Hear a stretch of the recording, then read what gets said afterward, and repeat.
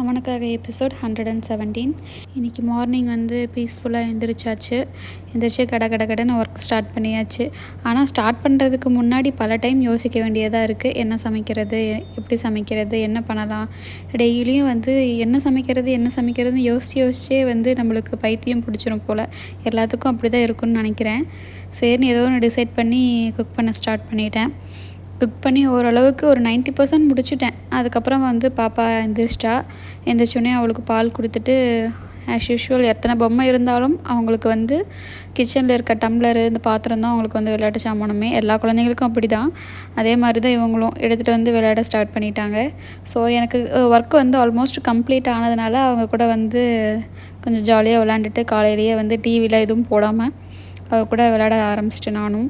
இன்றைக்கி மார்னிங் என்ன செஞ்சுருந்தேன் அப்படின்னா, அந்த நவதானியம் எல்லாமே வந்து முளைக்கட்டினது ஷாப்பில் வந்து விற்கும். ஸோ அதை வந்து வாங்கிட்டு வந்து வச்சுருந்தேன்.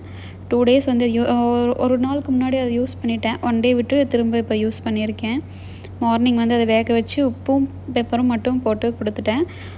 லஞ்சுக்கு வந்து ஒயிட் ரைஸும் அதுக்கப்புறம் கேரட்டும் பொட்டேட்டோவும் போட்டு பொரியல், அதுக்கப்புறம் வந்து பீட்ரூட் துவையல்னு சொல்லிக்கலாம், சட்னியும் சொல்லிக்கலாம். ஒவ்வொருத்தரும் ஒவ்வொரு மாதிரி சொல்கிறாங்க.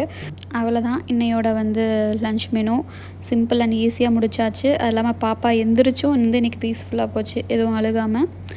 அதுக்கப்புறம் எனக்கு டீ வேணும்னு சொல்லி கேட்டார். டீ வைக்க டைமும் இல்லை, அதனால் சீக்கிரமாக காஃபி போட்டு கப்பில் ஊற்றி கொடுத்தாச்சு. அப்படியே போகும்போதே குடிச்சிட்டே நான் போகிறேன் குடு அப்படின்னு சொல்லிட்டாரு. மேடம் வந்து அவங்க அப்பாவுக்கு வேக வச்ச அந்த பயிரெலாம் இருக்குல்ல, நானும் சாப்பிட்றேன்னு சொல்லிட்டு எப்பயுமே சாப்பிடுவாங்க. அது வந்து அவளுக்கு ரொம்ப பிடிக்கும். ஸோ அது ஒரு கப்பில் கொஞ்சமாக போட்டு கொடுத்தேன். மார்னிங்கே வந்து பாலையும் குடித்தாச்சு. இதுவும் கொஞ்சம் சாப்பிட்டுட்டு இருந்தா. அந்த கேப்பில் அவங்க அப்பாவும் கிளம்பிட்டார். இவங்களும் அவங்களுக்கு பின்னாடியே கிளம்பிட்டாங்க.